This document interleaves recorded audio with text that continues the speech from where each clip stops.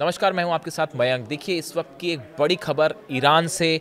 Iran में तुर्की और Saudi के रिप्रेजेंटेटिव्स की नेताओं की एक बड़ी बैठक हुई है और इस बैठक को लेकर तमाम कयास लगाए जा रहे हैं। देखिए, तुर्की के विदेश मंत्री हैं हकीम फिदान, ये तेहरान पहुंचे थे, ईरान पहुंचे थे।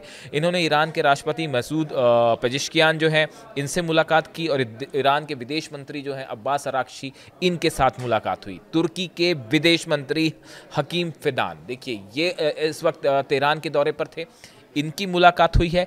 इसी बीच बड़ी खबर है कि तेहरान के दौरे पर पहुंचे हैं सऊदी के विदेश सचिव यानी कि फॉरेन सेक्रेटरी सऊदी के, ये भी पहुंचे हैं तेहरान और इनकी अब्बास अराक्ची जो विदेश मंत्री हैं ईरान के, उनके साथ भी मुलाकात हुई है और बैठक हुई है।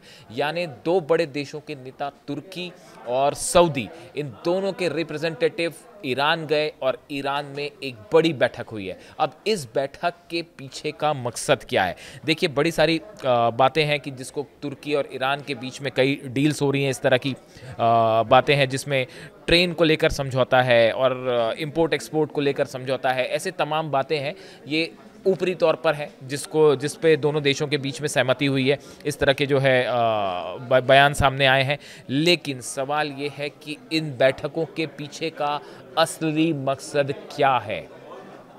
देखिए, जहाँ तक सऊदी का सवाल है, जो सऊदी के विदेश सचिव तेहरान पहुँचे, ऐसा बताया जा रहा है कि जब से मोहम्मद बिन सलमान जो है वो यात्रा पे थे, वो अभी हाल ही में अमेरिका गए, उन्होंने डोनाल्ड ट्रंप से मुलाकात की और उसमें उस दौरान ये बात निकल कर सामने आई थी कि सऊदी चाहता है कि किसी तरह अमेरिका और ईरान के बीच न्यूक्लियर डील हो जाए। तो क्या ये माना जाए कि ये सऊदी के फॉरेन सेक्रेटरी की जो विजिट है तेहरान की, ये इसी से संबंधित है?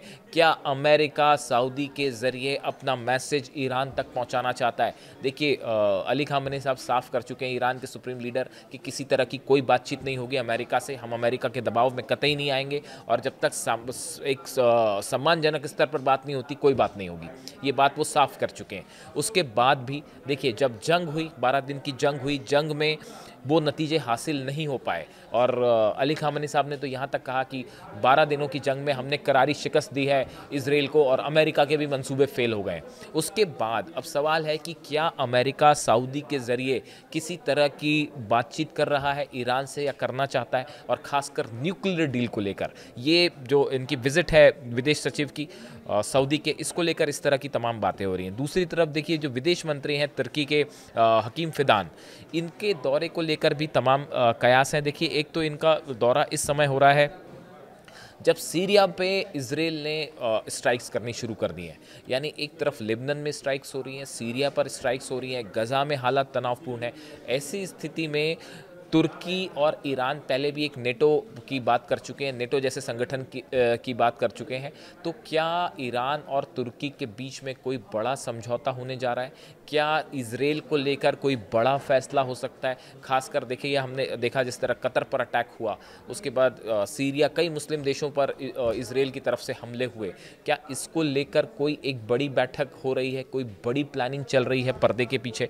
क्योंकि देखिए, जिस तरह की बातें हैं इस विजिट को लेकर, इसमें तमाम बातें हैं कि कई सारी डील्स हैं वो हुई हैं तुर्की और ईरान के बीच में, और राष्ट्रपति से भी मुलाकात हुई उनके विदेश मंत्री की, और अब्बास अराक्ची साहब से विदेश मंत्री जो हैं उनसे भी मुलाकात हुई। लेकिन जो बड़ा सवाल है कि इसके पीछे का मकसद क्या था। देखिए, एक बयान आया है, तुर्की के विदेश मंत्री फिदान का कहना है कि हम लोग बढ़ गए हैं, इसका सीधा फ़ायदा इजराइल उठा रहा है, हम लोग अगर एक हो जाते हैं तो इजराइल का नुकसान होगा। देखिए, ये वो बयान है जिससे कुछ ये इंडिकेशन मिलता है कि इस पूरी बैठक में किस तरह की चर्चा हुई होगी या मामला किस तरफ जा रहा है। क्या मिडिल ईस्ट में एक बड़ी रस्साकसी शुरू हो गई है अपनी हेजेमनी को लेकर, अपना प्रभाव जमाने को लेकर? इजराइल का जो बढ़ता प्रभाव है, क्या इसको रोकने की कोशिश है? क्या इसके लिए कोई काउंटर स्ट्रैटेजी बनाई जा रही है? देखिए, जिस तरह से ईरान ने हमले किए इजराइल पर, उसके बाद जो तस्वीरें इजराइल से सामने आई, इसने बड़ा एक नुकसान पहुंचाया इजराइल को, कि जंग में जो है ईरान की मिसाइल्स को नहीं रोक पाया इजराइल का डिफेंस सिस्टम। लेकिन उसके बाद सीरिया पर इजराइल ने अटैक किया, लेबनान पर अटैक किया, गाज़ा में लगातार अटैक हो रहे हैं।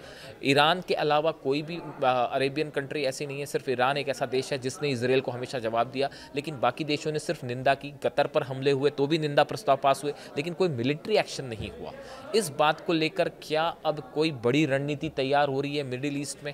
ईरान अपने सहयोगी देशों के साथ मिलकर कोई बड़ी रणनीति तैयार कर रहा है कि कैसे इस क्षेत्र में इजरायल के प्रभाव को कम किया जाए या उस पर रोक लगाई जाए, या अगर मुस्लिम देशों पर हमले जारी रहते हैं तो क्या किया जाना चाहिए? क्या इसको लेकर कोई बड़ी रणनीति बन रही है? क्या सीरिया को लेकर बशर अल असद जब से डिथ्रोन हुए हैं, बशर अल असद के हटने के बाद से सीरिया में हालात कैसे हैं? क्या वहाँ पे ईरान फिर से अपना प्रभाव जमाना चाहता है? क्या तुर्की इस मुद्दे को लेकर ईरान की मदद करेगा? ऐसे तमाम सवाल हैं। खबरें तो ये भी आई कि हुती जो है वो अपने पैर जमा रहा है फिर से सीरिया में। इसको लेकर तमाम खबरें हैं। सवाल ये है कि इस तुर्की और ईरान की बैठक, साथ में सऊदी के विदेश सचिव का ईरान दौरा, ये क्या, इससे क्या निकल के आएगा?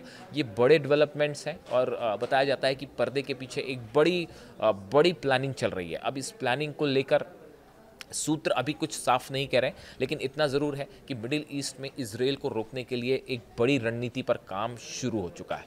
इससे जुड़ा जो भी अपडेट होगा आप तक पहुंचाएंगे। वीडियो कैसा लगा ज़रूर बताएं और आपकी क्या राय है ये भी ज़रूर बताएं। Thank you so much.